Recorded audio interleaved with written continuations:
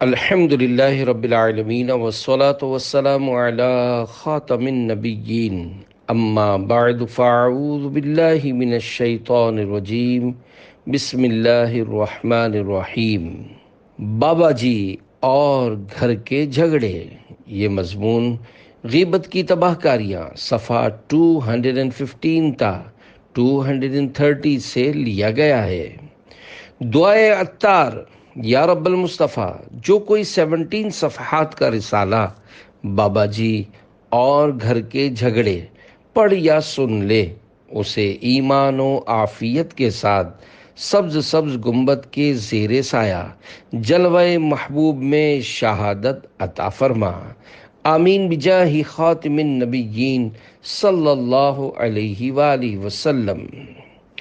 درود پاک کی فضیلت امیر المومنین حضرت مولا کائنات علی المرتضیٰ شیر خدا رضی اللہ عنہ فرماتے ہیں، جب کسی مسجد کے پاس سے گزرو تو رسول اکرم نور مجسم صلی اللہ علیہ وآلہ وسلم پر درود پاک پڑھو۔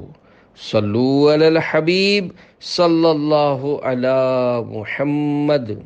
غیبت کرنے والے کو اشارے سے نہیں، زبان سے روکیے۔ حجت الاسلام حضرت امام محمد بن محمد غزالی رحمۃ اللہ علیہ کے فرمانے والا شان کا خلاصہ ہے، جہاں غیبت ہو رہی ہو اور یہ مروت میں نہیں بلکہ ڈر کے سبب زبان سے روک نہیں سکتا تو دل میں برا جانے تو اب اسے گناہ نہیں ہوگا۔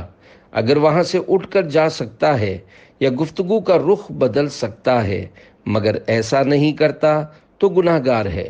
اگر زبان سے کہہ بھی دیتا ہے کہ خاموش ہو جاؤ مگر دل سے سننا چاہتا ہے تو یہ منافقت ہے، اور جب تک دل سے برا نہ جانے گناہ سے باہر نہ ہوگا۔ فقط ہاتھ یا اپنے ابرو یا پیشانی کے اشارے سے چپ کرانا کافی نہ ہوگا، کیونکہ یہ سستی ہے اور غیبت جیسے گناہ کو معمولی سمجھنے کی علامت ہے۔ اگر فساد کا اندیشہ نہ ہو تو غیبت کرنے والے کو سختی سے واضح الفاظ میں روکے۔ تاجدار مدینہ منورہ سلطان مکہ مکرمہ صلی اللہ علیہ وآلہ وسلم نے ارشاد فرمایا، جس شخص کے پاس کسی مومن کو ذلیل کیا جا رہا ہو اور وہ طاقت رکھنے کے باوجود اس کی مدد نہ کرے، اللہ پاک قیامت کے دن لوگوں کے سامنے اسے رسوا کرے گا۔ علماء کو عوام نہ ٹوکیں۔ اے عاشقان رسول، غیبت سے روکنے والے کے لیے اتنی معلومات ہونا ضروری ہے کہ وہ گناہوں بھری غیبت کی پہچان رکھتا ہو، نیز روکتے وقت اپنی بات کا وزن دیکھنا بھی بہت ضروری ہے۔ کہیں ایسا نہ ہو کہ آپ کسی کو منع کریں اور کوئی فتنہ کھڑا ہو جائے۔ یہ بات بھی ذہن میں رکھیے کہ بعض اوقات بالخصوص اہل علم حضرات کی کوئی بات سرسری طور پر سننے والے کو غیبت لگتی ہے، مگر در حقیقت وہ گناہوں بھری غیبت نہیں ہوتی، کیونکہ غیبت کی جائز صورتیں بھی موجود ہیں۔ محاورہ ہے، خطائے بزرگان گرفتن خطا است، یعنی بزرگوں پر اعتراض کرنا ان کی خطا پکڑنا خود خطا ہے۔ لہذا علماء کرام کو عوام ہرگز نہ ٹوکیں اور ان کے لیے دل میں میل بھی نہ لائیں۔ ہاں، اگر آپ کو غیبت کے بارے میں معلومات ہوں اور وہ عالم صاحب واقعی صریح غیبت کر رہے ہوں تو وہاں سے اٹھ جائیے، ممکن ہو تو بات کا رخ بدل دیجیے۔ اگر ہٹنا یا بات بدلنا اور کسی طرح سے غیبت سننے سے بچنا ممکن نہ ہو تو دل میں برا جانتے ہوئے حتی المقدور بے توجہی برتیے۔ اگر ہاں میں سر ہلائیں گے یا دلچسپی اور تعجب کا اظہار کریں گے، تائید میں اچھا، جی، اوہو وغیرہ آوازیں نکالیں گے تو گناہ گار ہوں گے۔ عالم کو ٹوکنے کے متعلق فرمانے اعلیٰ حضرت امام اہل سنت امام احمد رضا خان رحمۃ اللہ علیہ فتاوی رضویہ جلد 23 صفحہ 708 پر لکھتے ہیں، علماء پر عوام کو حق اعتراض نہیں پہنچتا، اور جو مشہور بمعرفت ہو اس کا معاملہ زیادہ نازک ہے۔ ہر عامی مسلمان کے لیے حکم ہے کہ اس کے یعنی اس عام مسلمان کے بھی ہر قول و فعل کے لیے 70 محمل حسن یعنی اچھے احتمالات اور جائز تعویلات تلاش کرو۔ ان عوام پر بھی بدگمانی مت کرو، نہ کہ علماء و مشائخ جن پر اعتراض کا عوام کو کوئی حق ہی حاصل نہیں۔ یہاں تک کہ کتب دینیہ میں تصریح یعنی صاف لکھا ہے، اگر صراحتاً نماز کا وقت جا رہا ہے اور عالم نہیں اٹھتا تو جاہل کا یہ کہنا گستاخی ہے کہ نماز کو چلیے۔ وہ یعنی عالم اس یعنی غیر عالم کے لیے ہادی یعنی رہنما بنایا گیا ہے، نہ کہ یہ جاہل اس عالم کے لیے۔ واللہ تعالی عالم۔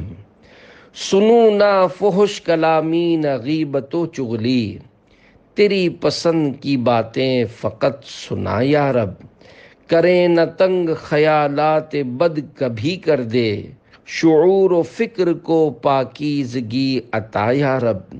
صلو علی الحبیب صلی اللہ علی محمد۔ جس کو سلامتی کی دعا دی اسی کی غیبت، کسی کو سلام کر کے جان و مال اور عزت و آبرو وغیرہ کی سلامتی کی دعا دی اور پھر جو ہی وہاں سے ہٹے معاذ اللہ اسی کی عزت اچھال لی یعنی غیبت کرنی شروع کر دی، یہ کیسا عجیب معاملہ ہے۔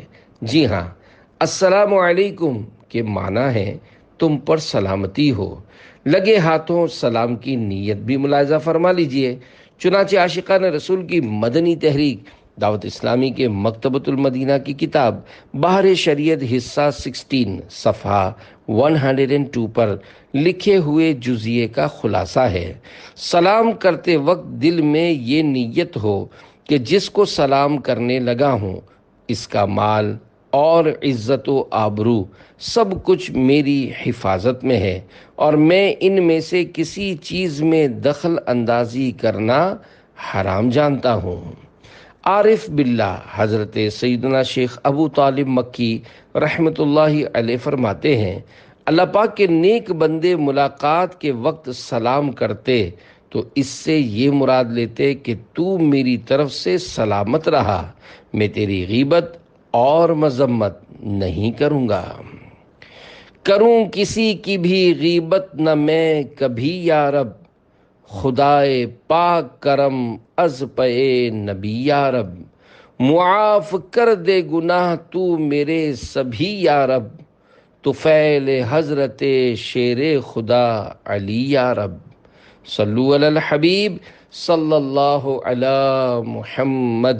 توبو الی اللہ استغفر اللہ۔ صلو علی الحبیب صلی اللہ علی محمد۔ خوفناک حادثہ ہوتے ہوتے رہ گیا۔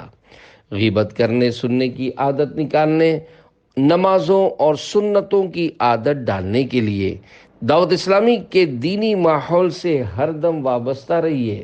سنتیں سیکھنے کے لیے مدنی قافلوں میں عاشقان رسول کے ساتھ سنتوں بھرا سفر کیجیے اور کامیاب زندگی گزارنے اور آخرت سنوارنے کے لیے نیک اعمال کے مطابق عمل کر کے روزانہ جائزہ کے ذریعے رسالہ پر کر کے ہر ماہ کی پہلی تاریخ اپنے یہاں کے ذمہ دار کو جمع کروانے کا معمول بنا لیجئے۔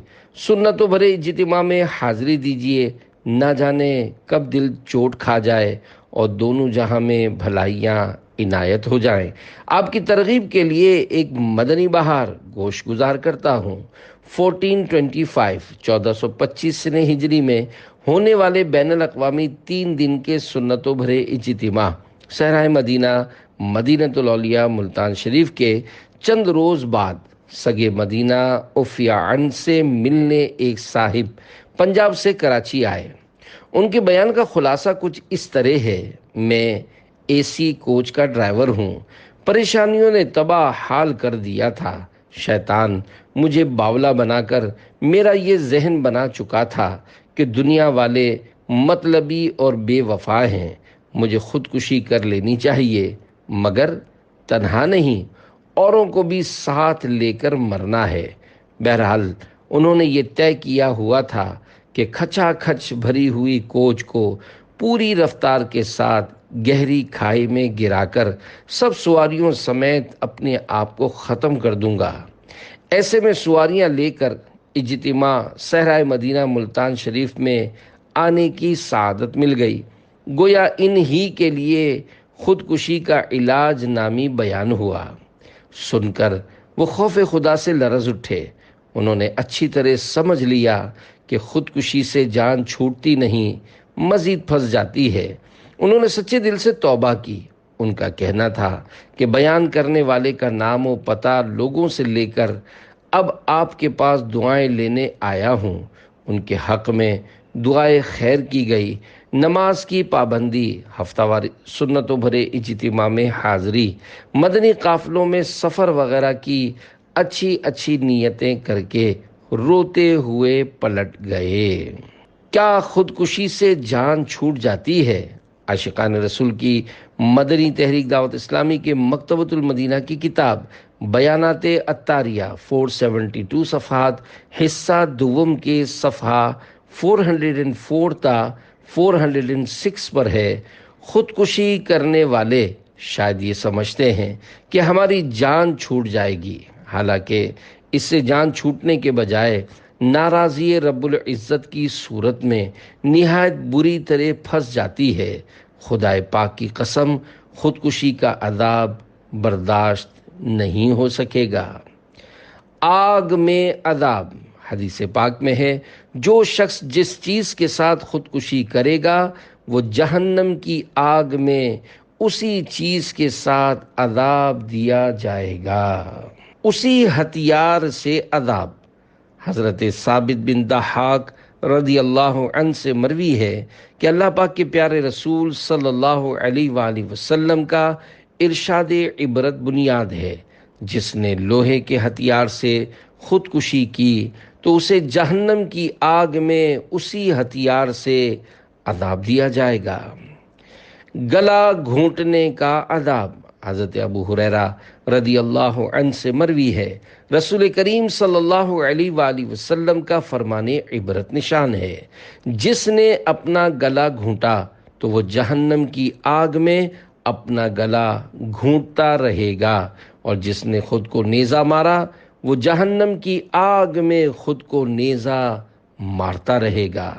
اے عاشقان رسول، خودکشی کا علاج نامی بیان مکتبۃ المدینہ سے حاصل کیجیے اور سب گھر والوں کو سنائیے، اور خصوصاً پریشان حالوں کو سننے کے لیے پیش کیجیے۔ الحمدللہ اسی بیان کو حسب ضرورت ترمیم کے ساتھ بنام خودکشی کا علاج رسالے کی صورت میں بھی پرنٹ کیا گیا ہے۔ اپنے عزیزوں کے ایصال ثواب کے لیے دعوت اسلامی کے مکتبۃ المدینہ سے زیادہ خرید کر غم کے ماروں، دکھیاروں اور بیماروں بلکہ عام مسلمانوں میں تقسیم کیجیے۔ اگر پڑھ کر کوئی ایک بھی مسلمان خودکشی کے ارادے سے باز آ گیا تو انشاءاللہ الکریم آپ کا بھی بیڑا پار ہوگا۔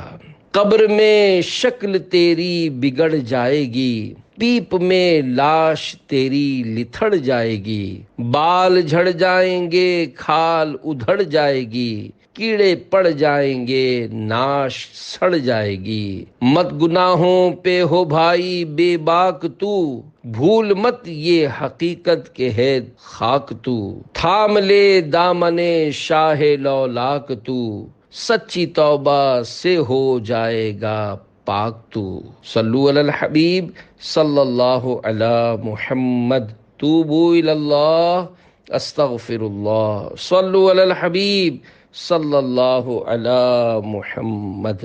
گھر جا کر نیکی کی دعوت دیتے۔ حضرت عبدالعزیز درینی رحمۃ اللہ علیہ کو جب معلوم ہوتا کہ کسی شخص نے ان کی غیبت کی ہے تو آپ رحمۃ اللہ علیہ فہمائش یعنی سمجھانے کے لیے اس کے گھر تشریف لے جاتے اور فرماتے، اے بھائی آپ کو کیا ہو گیا کہ آپ نے عبدالعزیز کے گناہ اٹھا لیے؟ گناہ اٹھا لیے کی وضاحت۔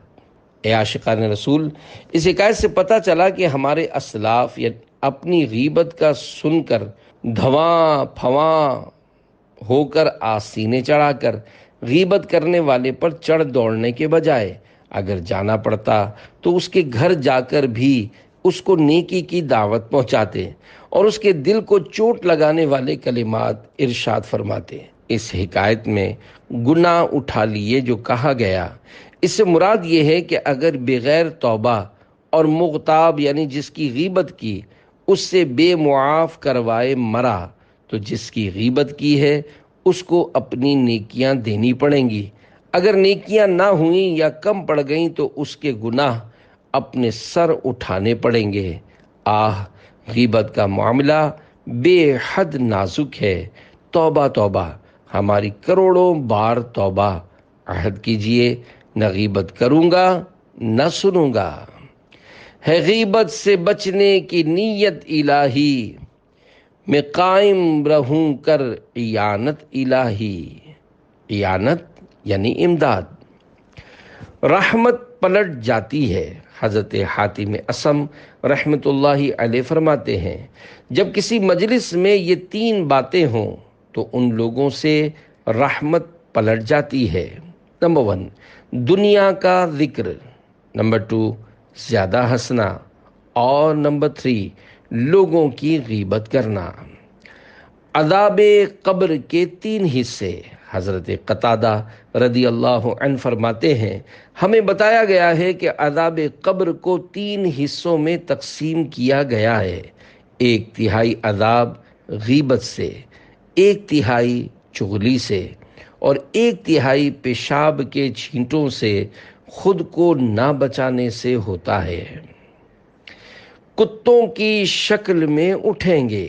ہمارے پیارے پیارے آقا مدینے والے مصطفیٰ صلی اللہ علیہ وآلہ وسلم نے فرمایا، غیبت کرنے والوں، چغل خوروں اور پاک باز لوگوں کے عیب تلاش کرنے والوں کو اللہ پاک قیامت کے دن کتوں کی شکل میں اٹھائے گا۔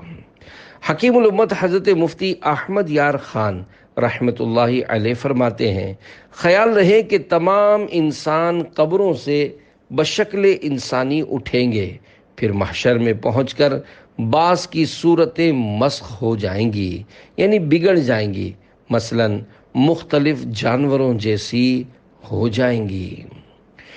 گوشت کی چھوٹی سی بوٹی۔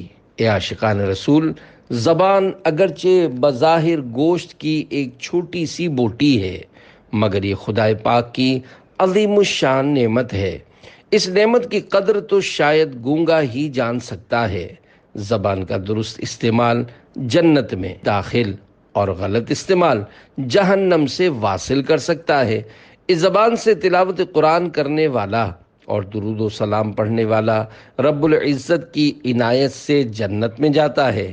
اس زبان سے کسی مسلمان کو گالی نکالنے والا نیز غیبت، چغلی و تہمت کا مرتکب عذاب نار کا حقدار قرار پاتا ہے۔ اگر کوئی بدترین کافر بھی دل کی تصدیق کے ساتھ زبان سے لا الہ الا اللہ محمد الرسول اللہ صلی اللہ علیہ وآلہ وسلم پڑھ لے تو کفر و شرک کی ساری گندگی سے پاک ہو جاتا ہے۔ اس کی زبان سے نکلا ہوا یہ کلمہ طیبہ اس کے گزشتہ تمام گناہوں کے میل کچیل کو دھو ڈالتا ہے۔ زبان سے ادا کیے ہوئے اس کلمہ پاک کے باعث وہ گناہوں سے ایسا پاک و صاف ہو جاتا ہے جیسا کہ اس روز تھا جس روز اس کی ماں نے اسے جنا تھا۔ یہ عظیم مدنی انقلاب دل کی تائید کے ساتھ زبان سے ادا کیے ہوئے کلمہ شریف کی بدولت آیا۔ ہر بات پر سال بھر کی عبادت کا ثواب۔ اے کاش ہم بھی اپنی زبان کا صحیح استعمال کرنا سیکھ لیں، غیبتوں، چغلیوں اور تہمتوں بھری باتوں سے پیچھا چھڑا لیں۔ بے شک اللہ و رسول صلی اللہ علیہ وآلہ وسلم کی مرضی کے مطابق اگر زبان کو چلایا جائے تو جنت میں گھر تیار ہو جائے گا۔ اس زبان سے ہم تلاوت قرآن پاک کریں، ذکر اللہ کریں، درود و سلام کا ورد کریں، خوب خوب نیکی کی دعوت دیں تو انشاءاللہ ہمارے وارے ہی نیارے ہو جائیں گے۔ مکاشفۃ القلوب میں ہے، حضرت موسیٰ کلیم اللہ علیہ السلام نے بارگاہ خداوندی میں عرض کی، اے رب کریم، جو اپنے بھائی کو بلائے اور اسے نیکی کا حکم کرے اور برائی سے روکے، اس شخص کا بدلہ کیا ہوگا؟ فرمایا، میں اس کے ہر کلمے کے بدلے 1 سال کی عبادت کا ثواب لکھتا ہوں، اور اسے جہنم کی سزا دینے میں مجھے حیا آتی ہے۔ عاشقان رسول کے میٹھے بول کی برکات۔ پیارے پیارے اسلام بھائیوں، نیکی کی بات بتانے، گناہ سے نفرت دلانے اور ان کاموں کے لیے کسی پر انفرادی کوشش کا ثواب کمانے کے لیے یہ ضروری نہیں کہ جس کو سمجھایا وہ مان جائے تو ہی ثواب ملے گا، بلکہ اگر وہ نہ مانے تب بھی انشاءاللہ الکریم ثواب ہی ثواب ہے۔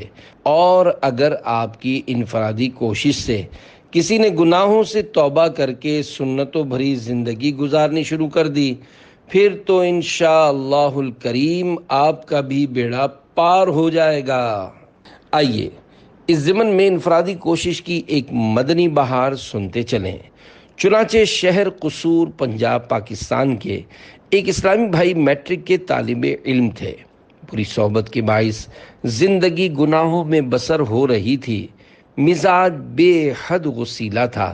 بدتمیزی کی عادت بد اس حد تک پہنچ چکی تھی کہ والد صاحب کو جا، دادا جان اور دادی جان کے سامنے بھی قینچی کی طرح زبان چلاتے۔ ایک روز عاشقان رسول کی مدنی تحریک دعوت اسلامی کا ایک مدنی قافلہ ان کے محلے کی مسجد میں آ پہنچا۔ خدا کا کرنا ایسا ہوا کہ وہ عاشقان رسول سے ملاقات کے لیے پہنچ گئے۔ ایک اسلامی بھائی نے انفرادی کوشش کرتے ہوئے انہیں درس میں شرکت کی دعوت پیش کی۔ ان کے میٹھے بول نے ان پر ایسا اثر کیا کہ وہ ان کے ساتھ درس میں بیٹھ گئے۔ انہوں نے درس کے بعد انتہائی میٹھے انداز میں انہیں بتایا کہ چند ہی روز بعد صحرائے مدینہ ملتان شریف میں دعوت اسلامی کا 3 روزہ بین الاقوامی سنتوں بھرا اجتماع ہو رہا ہے، آپ بھی شرکت کر لیجئے۔ ان کے درس نے ان پر بہت اچھا اثر کیا تھا، لہذا وہ انکار نہ کر سکے، یہاں تک کہ وہ سنتوں بھرے اجتماع صحرائے مدینہ ملتان میں حاضر ہو گئے۔ وہاں کی رونقیں اور برکتیں دیکھ کر وہ حیران رہ گئے۔ اجتماع میں ہونے والے آخری بیان، گانے باجے کی ہولناکیاں سن کر وہ تھرا اٹھے اور آنکھوں سے آنسو جاری ہو گئے۔ الحمدللہ وہ گناہوں سے توبہ کر کے اٹھے اور دعوت اسلامی کے مدنی ماحول سے وابستہ ہو گئے۔ ان کی مدنی ماحول سے وابستگی سے ان کے گھر والوں نے اطمینان کا سانس لیا۔ دعوت اسلامی کے مدنی ماحول کی برکت سے ان جیسے نوجوان کی اصلاح سے متاثر ہو کر ان کے بڑے بھائی نے بھی داڑھی مبارک رکھنے کے ساتھ ساتھ امامہ شریف کا تاج بھی سجا لیا۔ ان کی ایک ہی بہن ہے، الحمدللہ اس نے بھی مدنی برقع پہن لیا۔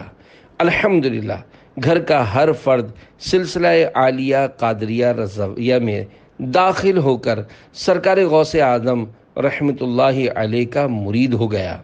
اس انفرادی کوشش کرنے والے اسلامی بھائی کے میٹھے بول کی برکت سے مجھ پر اللہ کریم نے ایسا کرم فرمایا کہ میں نے قرآن کریم حفظ کرنے کی سعادت حاصل کر لی اور درس نظامی یعنی عالم کورس میں داخلہ لے لیا۔ الحمدللہ دعوت اسلامی کے مدنی کاموں کے تعلق سے علاقائی قافلہ ذمہ دار بھی بنے۔ دل پہ گر زنگ ہو سارا گھر تنگ ہو، داغ سارے دھلیں قافلے میں چلو، ایسا فیضان ہو حفظ قرآن ہو، خوب خوشیاں ملیں قافلے میں چلو۔ صلو علی الحبیب صلی اللہ علی محمد۔ قبر کا بھیانک تصور۔ اے عاشقان رسول، غور کیجئے، سوچئے، ہو سکتا ہے آج ہی موت آ جائے، دنیا کی ساری نعمتیں چھوٹ جائیں، سب ارمان خاک میں مل جائیں اور دیکھتے ہی دیکھتے جنازہ قبرستان میں داخل ہو جائے۔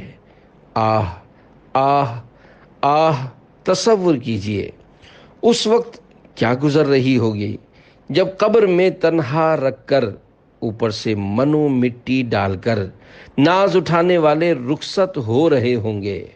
ہائے گھپ اندھیرا، آہ وحشت کا بسیرا! ایسے میں اگر غیبتوں، چغلیوں، عیب دریوں، تہمتوں اور بدگمانیوں وغیرہ وغیرہ گناہوں کے سبب اندھیری قبر میں خوفناک مار پیٹ شروع ہو گئی، بھیانک آگ سلگا دی گئی، طرح طرح کے زہریلے سانپ، بچھو کفن پھاڑ کر نازک بدن سے لپٹ گئے تو کیا بنے گا؟ عقل بھی سلامت ہوگی، بے ہوشی بھی طاری نہ ہوگی، چیخو پکار بھی بیکار ثابت ہوگی، نہ کسی کو پاس بلا سکیں گے، نہ خود کسی کے پاس جا سکیں گے۔ ہائے میرے اللہ! گھپ اندھیرا ہی کیا وحشت کا بسیرا ہوگا، قبر میں کیسے اکیلا میں رہوں گا یا رب، گر کفن پھاڑ کے سانپوں نے جمایا قبضہ، ہائے بربادی کہاں جا کے چھپوں گا یا رب، ڈنک مچھر کا سہا جاتا نہیں، کیسے میں پھر قبر میں بچھو کے ڈنک آہ سہوں گا یا رب، گر تو ناراض ہوا میری ہلاکت ہوگی، ہائے میں نار جہنم میں جلوں گا یا رب، عفو کر اور صدا کے لیے راضی ہو جا، گر کرم کر دے تو جنت میں رہوں گا یا رب۔ بھابھی نے جادو کروا دیا ہے۔ اے عاشقان رسول، گھر میں بیماری، پریشانی یا بے روزگاری ہو تو آج کل اکثر وسوسہ آتا ہے کہ شاید کسی نے جادو کروا دیا ہے، لہذا بابا جی تعویذ دھاگا دینے والے سے رابطہ کیا جاتا ہے۔ بالفرض بابا جی بتا دیں کہ تمہارے قریبی رشتہ دار نے جادو کروایا ہے تو عموماً بہو یا بھابھی کی شامت آ جاتی ہے۔ بعض اوقات بابا جی جادو کرنے والے یا والی کے نام کا پہلا حرف بلکہ نام ہی بتا دیتے ہیں۔ کبھی کبھی تو سوئیوں والا ماش کے آٹے کا پتلا اور تعویذ وغیرہ بھی گھر سے برآمد ہو جاتا ہے، اور پھر لوگ ایسے بابا جی پر اندھا بھروسہ کر لیتے ہیں اور خاندان بھر میں غیبت و بہتان تراشی کا بدترین سلسلہ چل نکلتا، نتیجتاً ہرا بھرا لہلہاتا خاندان تاخت و تاراج ہو کر رہ جاتا ہے۔ یاد رکھیے، بلا ثبوت شرعی صرف عاملوں اور باباؤں کے کہنے پر اگر آپ نے کسی سے کہا مثلاً ہماری بھابھی جادو کرواتی ہے، تو یہ بہتان، گناہ کبیرہ، حرام اور جہنم میں لے جانے والا کام ہے۔ اور اگر کسی نے چھپ کر واقعی جادو کروا بھی دیا ہو اور آپ کو یقینی طور پر پتہ چل گیا ہو، تب بھی اس مخصوص فرد کا جادو کے حوالے سے بلا مصلحت شرعی کسی سے تذکرہ کرنا غیبت ہے۔ خیال رہے، عاملوں یا باباؤں کا بتانا شرعی ثبوت نہیں کہلاتا۔ اگر گھر سے سوئیوں والا پتلا برآمد ہو جائے تو وسوسہ، بابا جی نے نام اور سوئیوں والے پتلے کی نشاندہی کر دی، پھر بھی یہ شرعی ثبوت کیوں نہیں؟ کیا بابا جی جھوٹے ہیں؟ وسوسے کا علاج دیکھیے، کسی بات کو دلیل شرعی نہ ماننا اور ہے، اور جس کی دلیل نہ مانی گئی اسے جھوٹا سمجھنا اور ہے۔ مثلاً کسی بات میں دو گواہوں کی حاجت ہو اور گواہ صرف ایک ہو، وہ اگرچہ کوئی صالح، نیک بلکہ ولی ہی ہو، قاضی اس کی گواہی رد کر دیتا ہے، تو اس کا مطلب ہرگز نہیں کہ قاضی اس کو جھوٹا سمجھ رہا ہے، بلکہ شریعت نے گواہی کا جو نصاب مقرر کیا ہے، قاضی اس نصاب کے حکم پر عمل کر رہا ہے۔ یوں ہی ہم بابا جی کو جھوٹا نہیں کہہ رہے، بلکہ حکم شرعی پر عمل کرتے ہوئے بابا جی کے بتا دینے کو دلیل بنا کر کسی شخص پر جادو کا الزام نہیں ثابت کر رہے۔ بہرحال حکم شریعت یہی ہے کہ کسی بابا جی کا پتلے وغیرہ کے بارے میں بتا دینا اور اس پتلے کا برآمد ہو جانا اس بات کی دلیل شرعی نہیں ہے کہ واقعی فلاں رشتہ دار ہی نے یہ جادو کروایا ہے۔ جو بابا پیسے نہ مانگتے ہوں وہ کیسے غلط ہو سکتے ہیں؟ وسوسہ: جو بابا جی تعویذات وغیرہ کے پیسے نہیں مانگتے وہ کس طرح غلط ہو سکتے ہیں؟ وسوسے کا علاج: عملیات کی لائن ایسی ہے کہ جو پیسے نہیں مانگتا بعض اوقات اس کی آمدنی مانگنے والوں کی نسبت زیادہ ہوتی ہے، کیونکہ بار بار پیسے مانگنے والوں سے لوگ دور بھاگتے ہیں۔ حضرت مولا کائنات مولا علی شیر خدا رضی اللہ عنہ فرماتے ہیں، بچھڑا جب تھنوں کو بہت زیادہ چوسنے لگتا ہے تو اس کی ماں اس کو سینگ مارتی ہے۔ بہرحال بابا اگرچہ پیسے نہ مانگتا ہو تب بھی لوگ چونکہ حقیقت سے ناواقف ہوتے ہیں اس لیے عموماً ایسوں کے زیادہ عقیدت مند ہو جاتے ہیں اور پھر دعوتوں اور نذرانوں کی ترکیب کے ساتھ ساتھ شہرت و عزت بھی حاصل ہوتی ہے۔ حب جاہ یعنی عزت و شہرت کی محبت کا مرض جن کو لگ جاتا ہے وہ لوگ مشہوری کے لیے کروڑوں روپے اپنے پلے سے خرچ کرنے سے بھی نہیں چوکتے۔ عام انتخابات الیکشن کے مواقع پر جمہوری ممالک میں اس کے نظارے عام ہو جاتے ہیں۔ یقیناً شریعت کے کسی بھی معاملے میں قطعاً جھول نہیں۔ یاد رکھیے، استخارات، موکلات اور جنات کے ذریعے نہیں بلکہ قرآن و سنت کے احکامات کے توسط سے اسلامی عدالتوں کے معاملات طے کیے جاتے ہیں۔ اگر تکیے کے نیچے سے تعویذ نکل آئے تو وسوسہ: اگر بھابھی یا بہو کی جیب یا اس کے تکیے کے نیچے سے تعویذ برآمد ہوا ہو تو کیا یہ بھی شرعی ثبوت نہیں؟ وسوسے کا علاج: یہ بھی شرعی دلیل نہیں۔ جو تعویذ برآمد ہوا اسے جادو قرار دینے کے لیے بھی تو کوئی معقول دلیل ہونی چاہیے۔ اپنے علاج یا کسی نجی مقصد کے لیے بھی تو وہ تعویذ استعمال کر سکتی ہے۔ بالفرض وہ جادو ہی کا تعویذ ثابت ہو جائے تب بھی اس کا کیا ثبوت ہے کہ آپ کو نقصان پہنچانے ہی کے لیے وہ لائی تھی؟ یہ شیطانی حرکت بھی ہو سکتی ہے کہ کوئی شریر جن گھر میں فساد کروانے کے لیے تکیے کے نیچے یا جیب میں تعویذ ڈال دے۔ منہ کی بدبو کے باوجود شرابی نہ کہا جائے۔ امام محمد بن محمد غزالی رحمۃ اللہ علیہ کے فرمان کا خلاصہ ہے، کسی شخص کے منہ سے شراب کی بو آتی ہو اس بنا پر اس پر حد لگانی جائز نہیں، کیونکہ ہو سکتا ہے اس نے شراب سے کلی کی ہو، خود نہ پی ہو، کسی نے زبردستی پینے پر مجبور کر دیا ہو، لہذا اس مسلمان پر صرف منہ کی بدبو کے سبب بدگمانی نہ کی جائے، یعنی اس کو شرابی قرار نہ دیا جائے۔ شرعی ثبوت کسے کہتے ہیں؟ شرعی ثبوت کی یہاں صورت یہ ہے کہ یا تو جس پر الزام ہے وہ خود بہوش و حواس اقرار کرے کہ میں نے جادو کروایا ہے۔ اگر وہ انکار کرے تو دو مرد مسلمان یا ایک مسلمان مرد اور دو مسلمان عورتیں گواہی دیں کہ ہم نے اس کو جادو کرتے ہوئے اپنی آنکھوں سے دیکھا ہے۔ اگر مذکورہ شرعی گواہ نہیں لا سکتے تو جس پر الزام ہے اگر وہ قسم کھا لے کہ میں نے جادو نہیں کروایا تو اس کو سچا ماننا ضروری ہے۔ تو نے چوری کی، دیکھیے شیطان کے اکسانے پر بہو وغیرہ پر جادو کا الزام لگانے اور پوچھ گچھ کے دوران اس کے انکار پر ہرگز یہ بات زبان پر نہ لائیے کہ یہ پھنس گئی تو اب اس نے انکار کرنا ہی ہے، اور آدمی عزت بچانے کے لیے تو جھوٹی قسم بھی کھا لیتا ہے، اس لیے یہ بھی جھوٹی قسم کھا رہی ہے۔ خدارا ایک مسلمان کی عزت کی اہمیت کو سمجھنے کی کوشش کیجیے۔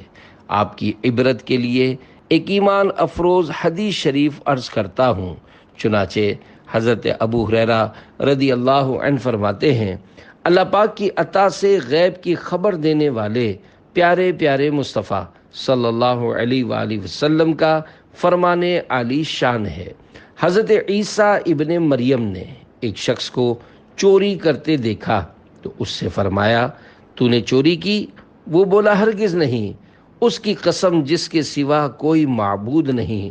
تو حضرت عیسیٰ نے فرمایا، میں اللہ پر ایمان لایا اور میں نے اپنے آپ کو جھٹلایا کہ میری آنکھوں نے دیکھنے میں غلطی کی۔ اللہ اکبر! دیکھا آپ نے، حضرت سیدنا عیسیٰ روح اللہ علیہ السلام نے قسم کھا لینے والے کے ساتھ کتنا عظیم برتاؤ کیا۔ حضرت مفتی احمد یار خان رحمت اللہ علیہ اس قسم کھانے والے کو چھوڑ دینے کے متعلق حضرت عیسیٰ روح اللہ علیہ السلام کے جذبات کی عکاسی کرتے ہوئے تحریر فرماتے ہیں، یعنی اس قسم کی وجہ سے تجھے سچا سمجھتا ہوں کہ مومن بندہ اللہ پاک کی جھوٹی قسم نہیں کھا سکتا، کیونکہ اس کے دل میں اللہ کے نام کی تعظیم ہوتی ہے۔ اپنے متعلق غلط فہمی کا خیال کر لیتا ہوں کہ میری آنکھوں نے دیکھنے میں غلطی کی۔ اللہ رب العزت کی ان پر رحمت ہو اور ان کے صدقے ہماری مغفرت ہو۔ آمین بجاہ النبی الامین صلی اللہ علیہ وآلہ وسلم۔ توبہ اور معافی کا طریقہ۔ امید ہے مسئلہ سمجھ میں آ گیا ہوگا۔ ایسے مواقع پر صبر کرنا چاہیے، ورنہ بدگمانیوں، غیبتوں اور تہمتوں وغیرہ گناہوں سے بچنا دشوار ہو جاتا ہے۔ اب اگر کسی نے اس طرح کی خطا کی ہے اور بغیر ثبوت شرعی جادو کا الزام لگا بیٹھا ہے تو وہ اللہ پاک کی بارگاہ بے کس پناہ میں گڑ گڑا کر توبہ کرے اور توبہ کے تقاضے بھی پورے کرے، نیز جس پر الزام لگایا مثلاً بھابھی یا بہو وغیرہ تو ان سے معاف بھی کروائے۔